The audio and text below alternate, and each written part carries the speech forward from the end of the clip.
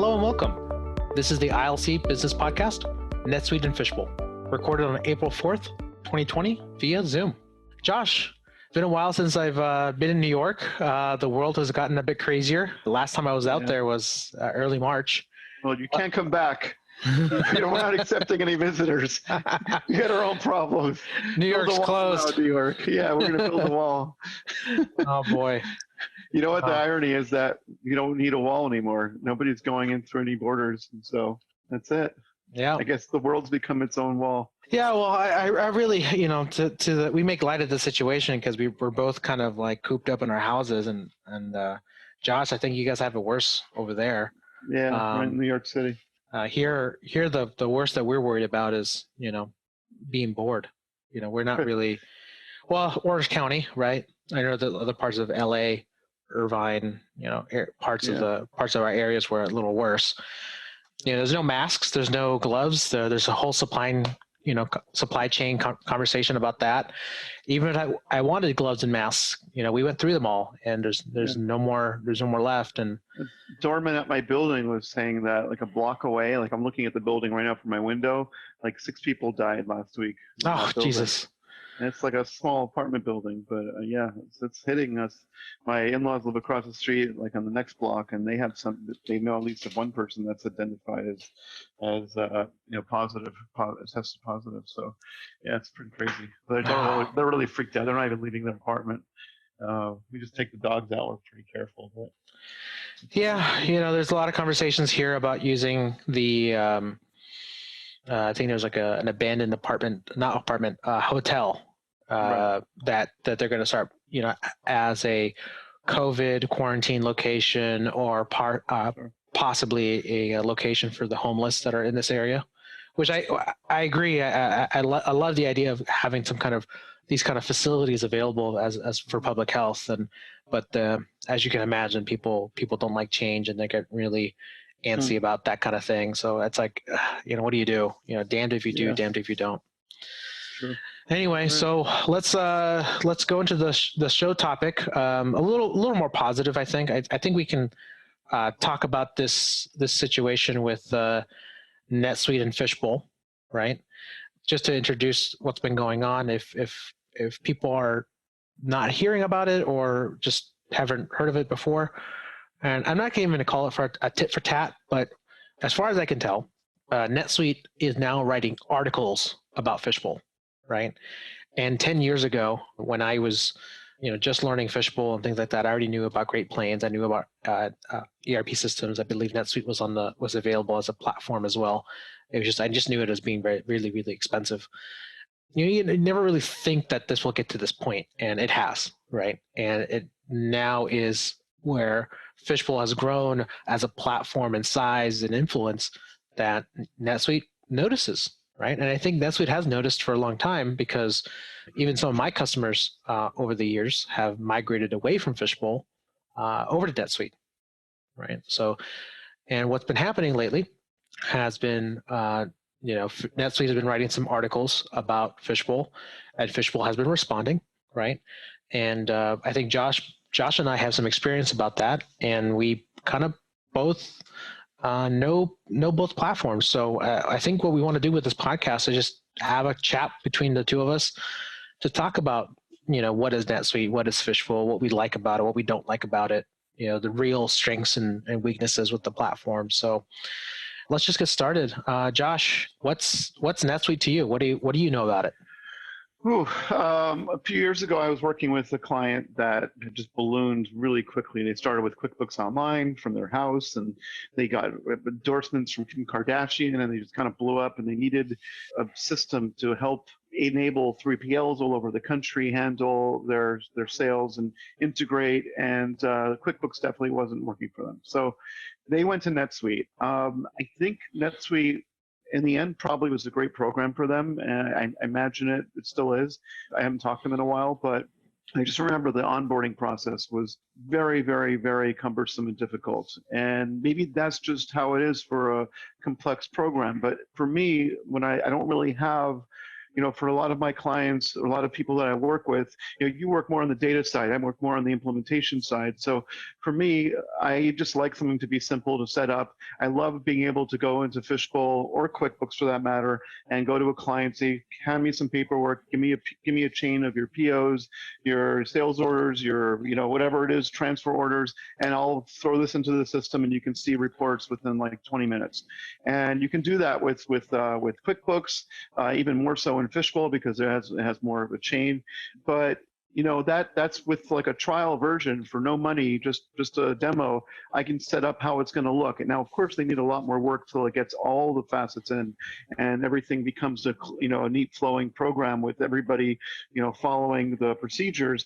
But you can simulate what it's going to look like in just under half an hour. Whereas with NetSuite, from what I understood, first you get the sales pitch, and then you sign the contract, and then you set up, you schedule these meetings, which go on for like an hour, 3 times a week, to go through an interview process to set up all the little back end stuff that go into it.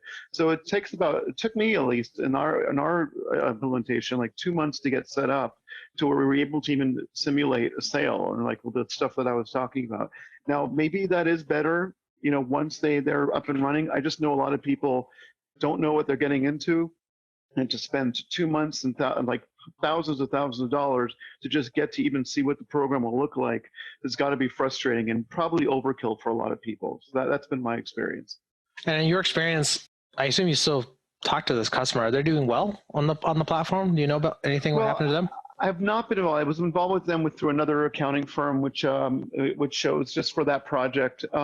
They were selling like phone cases that lit up. Yeah. I know. I've had some clients like that. Yeah, so I don't know if it's still relevant. Maybe like every time a new phone comes out, it might render the case obsolete. So they were doing really great for a while. I don't know what's happened. I guess I can look them up and see if maybe they probably pivot. If they were smart about it, they would take some of their capital and pivot to something a little bit different so that they stay relevant. But yeah, I'm not sure where they are on that right now. Yeah, but I mean, from what I understand, like what I remember was everybody that programmed for, you find people that program for QuickBooks and add-ons for QuickBooks and Fishbowl, it's geared to a market that's small to medium-sized business. You look for NetSuite, you're geared to big business. So everything costs you $20,000 for this integration, $30,000 for this integration. You have to have 6 people on the phone to get anything done. You try to test the credit card processing, would break the system because some bug in it would destroy everything, and then everything would go down. Any test that you needed to have done was in a sandbox. You couldn't just, just to set up a sandbox, you couldn't just install like Fishbowl or QuickBooks on your computer, or even QuickBooks Online to just run a trial for free and just test other things. You had to like go through a process, get the sandbox up and running, make sure you didn't break it. It costs more. So everything was it was complicated. But things in life that are complicated, that are really unnecessary and complex, doesn't mean it's a bad thing. I just think some people might be getting sold on NetSuite before they actually need it. Because I have had other clients that came to me. They were actually using Microsoft Dynamics. They had paid about $600,000 for the program for their company, and they had paid $400,000 to an IT company out of France that was friends with one of the people, one of the directors, and they implemented it. But they didn't really understand accounting, so it didn't get set up right. So they had this fantastic program that they couldn't even get a P&L out of for a year and a half or a balance sheet. So just because you have a program that's supposedly great and spending $1 million on it doesn't mean that it's going to actually be effective, because I turned around and put QuickBooks Desktop up for them and imported all their data. It was a lot of manual work and for them to go forward with as well, but they at least were able to see in a simplified manner, see their balance sheet, see their P&L, and then from there they properly transitioned over to another platform. But the point is that just because someone throws an expensive option at you doesn't mean it's going to be better, and even if it could be better, doesn't mean it will be if you don't implement it properly. So that's my take. Yeah, that's I'm just reminded about the Ben Horowitz book, The Hard Thing About Hard Things, and over I think the fall of last year, my friend and I we both listened to the audiobook and shared notes, because he's another business owner, and he and I get along pretty well. Cool. And one of the things that in that book was that they thought of as a problem and a sign of some bad leadership is to hire people before you need them, right? So you kind of get yourself into the whole mind position of, well, I'm going to grow this business from 1 million to 10 million, so I might as well hire the $10 million salesperson or the $10 million manufacturing person or the $10 million HR person when you're still a $1 million business, right? And I feel like that applies here as well. I think a lot of companies kind of think that they're saving themselves heartache and challenges by going into a large system like NetSuite from the get-go. And I think that's fine if the people you're working with has that experience and knows how to say, you know what, this part of NetSuite or this part of the platform is really complex, but here's the simplest way we could do it, and go on. I think I've heard already a few. How was it? I don't think it's Beard Brand, or it's one of those direct-to-consumer shaving club things. I think maybe it is Dollar Shaving Club. That's on the TV round, no, on the radio round, saying like, NetSuite's great. I bought it when I was $1 million company, and now I'm $100 million company. And I'm like, yeah, but that's a lottery winning kind of thing. Like that doesn't happen for a lot of companies where they can do that. The companies are a lot more messier than that. And I think I wouldn't say it's unlikely, but I think it is definitely like, advertising the lottery. And then at the fine print, it's like only one out of, our 15,000 customers have been able to do this, they say like 100 words a minute. But yeah, I think my experience is similar. Josh, did you have anything else that you wanted to share? No, that's pretty much it. I admittedly don't have a huge amount of experience with NetSuite, but I also don't need a lot from it. So I'm somebody that maybe people will be able to relate to, who are just kind of, untechnical and are looking to set something up, but like we're thinking, what's the difference between Fishbowl and NetSuite? Well, Fishbowl it can do a lot, but it probably is good for 90% of the people out there. 10% of it might need more, but doesn't mean they can't even start with Fishbowl and then kind of upscale as they need it as well. I agree. Yeah, I agree. And I think that's probably the one thing that in terms of messaging that I've seen with this, NetSuite downplaying Fishbowl and Fishbowl downplaying NetSuite is that there honestly is, because of what they're talking about, what they're really saying is that there's a lot of overlap, right?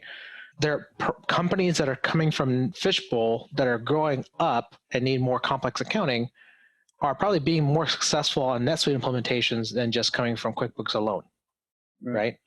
Companies that aren't doing well financially and they just need to downscale and this is kind of like a good but bad thing at the same time. Maybe they get spun out of a larger company and they need to kind of have their own system. They don't have the funds for a NetSuite. Fishbowl could be a good option, right?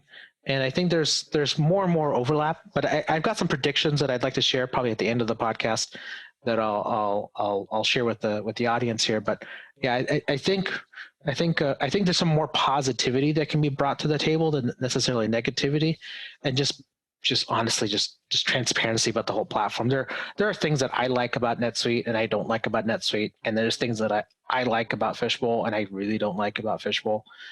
And I think as plain as we can make it, it's like there's good things and bad things, guys. Like it's not all good things, but it's not all bad things either, right? And then that's where I want to implore on the people that don't know NetSuite or don't know Fishbowl. I don't think they're learning a whole lot when they're looking at these articles necessarily. And I think we've got something to share with that. Anyway, so let me tell everybody about my experience with NetSuite. Early on, I think I had a textile manufacturing company. They were making bedding and pillowcases and things like that in the Arts District in Los Angeles. And they were using Fishbowl for a few years. And at the time, this was, I believe, 2013, the manufacturing capabilities in Fishbowl just couldn't handle what they were trying to do. They had a lot of bill of materials. They just because if you imagine you've got let's say a bed sheet, right? And you've got the standard sizes of bed sheet: twin, long twin, queen, full, single, king, California king. That's already 6, right? And you also have color, right? And fabric texture, right? So you've got the fabric, you got poplin, you've got, all these different things, and you've got the different dyes you'd make it. So take every combination, right? And every permutation of those colors that you want to offer to the public internet and online, and you get a pretty challenging, bill of material structure, right? Because you're trying to make this product with the specific dye, the specific this and that, and it got really complex, really difficult. And they wanted to do standard costing in Fishbowl, and yes, you could do that. And it got really, really complex and slow and things like that. So I'm talking about Fishbowl 2013, guys. So it's not like that anymore. Things are better now, but back then it was like untenable, right? So they said, the owner's mate said, I'm making a decision. I bought NetSuite. We're going to migrate to NetSuite in 6 months. Let's do it. And I was part of the team to help them transition the data out of Fishbowl into NetSuite and validate that. And I'm sure it's not this way now, but one of the things that I brought up as a error checking process was, hey, we need a solution to validate whether we're importing and exporting data out of Fishbowl into NetSuite correctly, specifically about the costing, right? We want the costing to be correct. So we need to double check that. How can we double check the costing? Well, back then there wasn't a way to do the roll up, right? And we asked, like, okay, so how can we do that? How can we get the data? This and that, and by that point, I don't think even a database access to NetSuite was possible. So they said, okay, well, we'll give you a report where you can run the costing and calculate it up, because we used sub levels as well. And with those levels, we were able to tell you the total cost per piece. And okay, what is that? And we got a bunch of quotes, and we took the middle average, and it's like, okay, it's going to be $9,000. $9,000 for a bill of material report to add up the costs? Like, that was ridiculous, but there wasn't any other option, right? This is 2013 NetSuite, 2013 Fishbowl. And I was thinking to myself, like, I could do the query like in an hour, and I would only charge the customer like the hour, right? So it was a bit challenging. So that's kind of where I got some experience in NetSuite. It's like, yeah, it's great, but it's expensive, and certain things just weren't that practical. And since then, I've had some of my customers, either come from NetSuite to Fishbowl because, like I mentioned before, they're being spun off, and they need a simpler system, so they pick Fishbowl, and that's fine. We get them implemented, and they're fine. They do their thing. And then some other customers that are growing, right, or they get acquired, right? Typically more the acquisition, and in both cases, what I've noticed is the reason why you leave Fishbowl is 100%, in my opinion, or maybe 80% actually, 80 to 100%, QuickBooks holding you back, right? And QuickBooks Desktop specifically. QuickBooks Online, you can probably get away a little longer, but QuickBooks Desktop definitely, I think, in the next 5 to 10 years, no business owner should be really doing new installations of QuickBooks Enterprise, in my opinion. But that's just me. And when you can't really do the kind of accounting that you need to do for a larger company, or it just becomes difficult, you want to leave QuickBooks, and therefore you're leaving Fishbowl as well. And that's what's been happening lately with some of my customers that are doing multi-entities. They're doing international entities, and they want consolidated financials. They don't want to have 2 QuickBooks files. That just is too messy. Right. And when they're bought out, right, they're typically being bought out by public companies now. My customers are being successful. They're getting bought out by public companies, and they need more because they're part of a public company. They now need better accounting and better workflows, and the intercompany and things like that become an issue. And NetSuite has those functionalities, right? NetSuite has those multi-entity. NetSuite One World is an example. They have all that capability, and it's not a problem for them, right? And it makes things a lot easier to just change the NetSuite because it has those deep accounting features. Now, I think when we're talking about this NetSuite versus Fishbowl, we kind of really need to look at it from a perspective of like what is practical for both businesses, right? I don't think specifically that NetSuite is better everywhere, because there are things that I don't like about NetSuite at all, and I can go through that list. And there's things that I don't like about Fishbowl, and I can go through that list. But let me talk about some of the things that I do like. Reporting, right? Fishbowl doesn't have what NetSuite has for reporting, right? And what I mean by that is the reports that you get in Fishbowl are the BI script, which is work that we've got where you can do interactive web-based reports. Mm-hmm. You've got the paper reports where they're just designed to be printed on paper. And then you've got the data module where you can query. NetSuite doesn't have a data module, right? You cannot write queries in the NetSuite application to save your life. If you want that and you need that, you've got to buy the ODBC connector, and that's going to cost you, per user per month. Not cheap. I think you can't quote me, but it's not cheap. It's hundreds of dollars a month. And if you need it for all your companies, all your users, more, right? Paper reports. I've had some people complain about how Fishbowl paper report system is really complex to learn. And I agree. It's in a legacy system. It's not designed to be what it is. I would actually prefer to have Fishbowl convert all of their paper reports for tabular data to BI scripts. And I would support them if they do that. But all the bill of lading, invoice, receipts, things like that, packing slips, that should all be the paper report system and live there. Not a problem.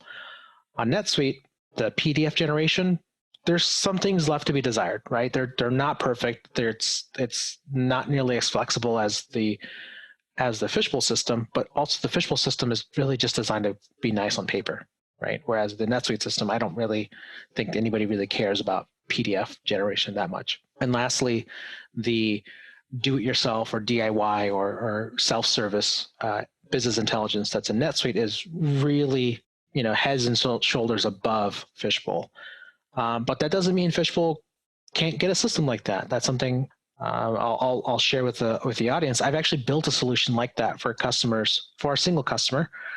We never really talked about it or mentioned it, of a do-it-yourself reporting system on Fishbowl. But if Fishbowl got that, man, we just take out a whole area of criticism that NetSuite has about Fishbowl in terms of reports away, right? And I think that's the thing that I have to explain as to both, maybe NetSuite and Fishbowl down the road. It's like NetSuite, yeah, you've got all the features, but Fishbowl can build them too. We're just a smaller platform, smaller company base, and we can only do so much, both as consultants, experts in the platform, and the community as a whole, right? But if the community wants something like that, then hey, talk to us. We can probably build something out. And on the topic of building something out, integrations and data and things like that, NetSuite is definitely more expensive. However, NetSuite is infinitely more flexible in that regard, right?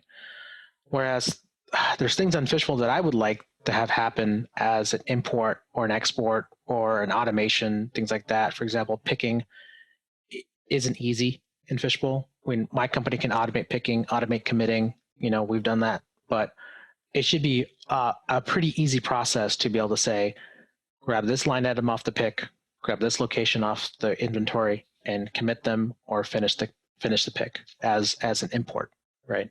And they don't have that, right? And NetSuite would. They have got imports and exports they've got imports for everything, and you can make exports or save searches for everything, and you can turn that around into some kind of solution, right? And NetSuite has something called Suite Scripts, where you can change the interface and the processing and lodging for both what's on screen. So we've got Suite Scripts providing a lot of functionality. And yeah, you need somebody that's experienced in software development, right? Or you hire somebody to do that. And depending on what you need, either you're getting a pretty cheap rate, but you need a lot of hours to get anything done, yada, yada, yada. I know my customers, speaking of, things that cost money on NetSuite, it's just super expensive. Like, if you, for example, if you wanted to make a sandbox of Fishbowl, nothing's stopping you from making a sandbox, loading it up, and making a copy of your QuickBooks file and doing it yourself. Nothing's stopping you from doing that, but you have to pay NetSuite. And I think like sandbox update credits, and you buy them in packs of 10 or something like that. And you got to pay them to do that. It's their platform, it's their sandbox, and you have to, they're never going to not, and now they're owned by Oracle. So, Oracle's really, really good about making money. That's how they do it. But back to, the kind of flexibilities and what NetSuite can do. I think that's ultimately what I can tell customers is that NetSuite is going to be a platform that companies can build out some really complex logic, but ultimately Fishbowl is cheaper. One of the things that I really like about Fishbowl is the flexible inventory tracking. I really feel like NetSuite drops the ball in that relationship because they don't care about that kind of thing, right? They don't care about being able to add a mix of revision level, serial number, lot number, other additional tracking on top of it, because it's not their focus. It is Fishbowl's focus to have that kind of flexibility. One of the things but on the other side, to compare, Josh and I were just kind of comparing one of my clients' NetSuite accounts, and we were looking at the item card for the accounts. And we noticed that on the NetSuite item account list, you can define up to 18 general ledger accounts for the various different ins and outs of that inventory manufacturing assembly, right? Fishbowl has 5, right? And if there's an explanation of the differences between Fishbowl and NetSuite, you've got 5 accounts per Fishbowl part and product pair, and that's it. NetSuite, you can do a lot more. You can do a lot more flexibility with that, and I think probably even more or less, depending on the kind of part you have.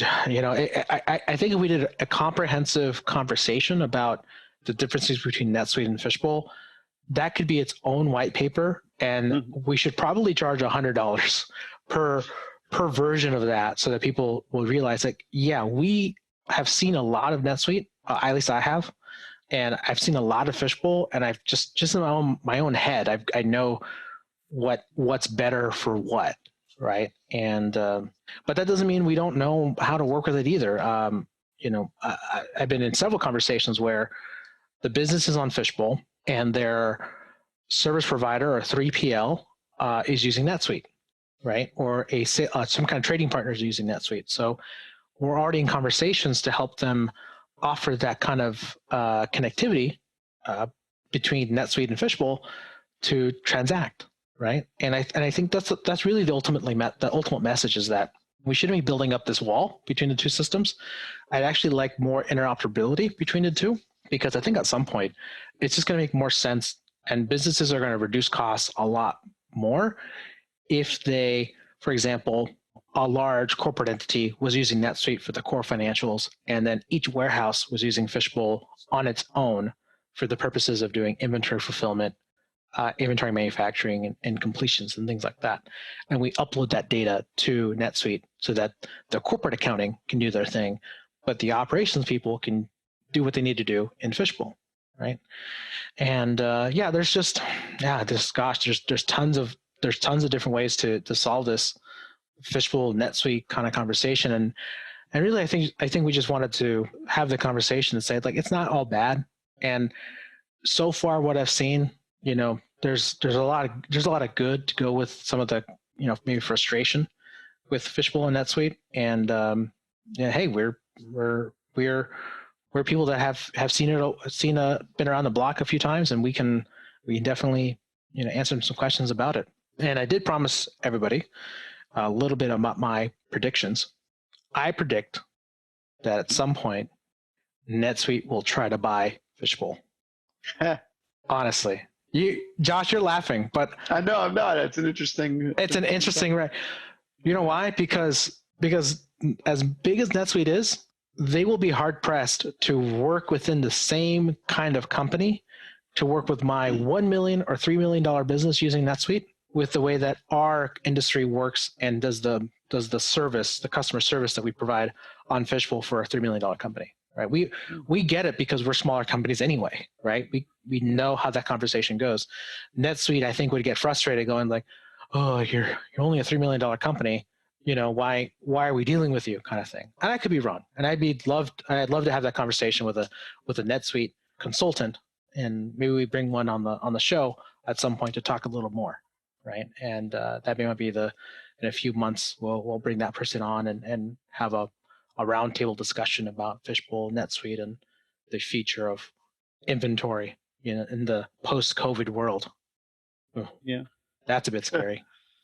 Anyway, Josh, let's wrap up the show. Okay. What are you excited about for the next month? Let's try to end it positive, man. Excited about for the next month. Wow. I don't think we've thought that far ahead. I don't know. Maybe my kid's going back to school, but that's not happening. No, I don't know. It seems insensitive to say that. We're in an epicenter, but I feel like personally, like I'm okay, and I don't have to worry like other people are going out doing deliveries, and there's people have it a lot worse than me. So for us, I feel like my family and I were just kind of waiting it out. Whereas other people are literally on the front lines, like medical people, or like I said, delivery people, doormen who are still have to go out every day, which they don't know if they're going to come back with something or not. So day by day, and just trying to be sensitive to the fact that whatever we're going through, most of the world's going through the same thing or not. I agree. I 100% agree. For me, I'm excited for my hydroponic garden. So I built one out of PVC pipes and wood. Nice. My wife and I painted it this week after work, and I'll probably put some pictures up on the blog or something like that, or maybe on our Instagram of what being cooped up at a computer desk for a whole few weeks is doing to me, because I just got to build something, man. I build software every week, and building something physical is just so much more fun. Right.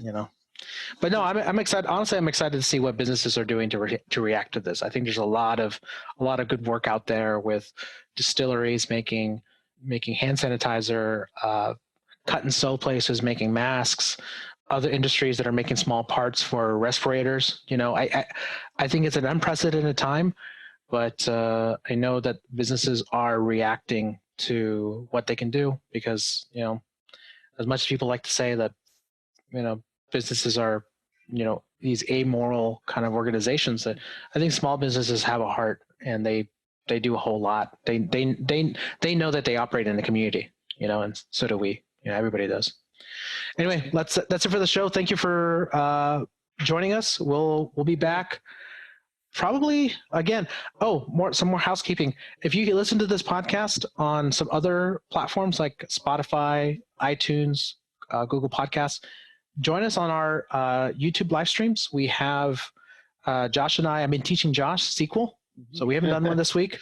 Things are a little busy with work, but we'll be teaching some more advanced SQL coming up, and it's great fun. Come and ask us some questions about Fishbowl, or maybe you have a report you want on Fishbowl. We'll build it for you, teach you some SQL. We'll have some fun. Okay. All right, guys. Thank you for joining. Stay safe out there, and we'll talk again.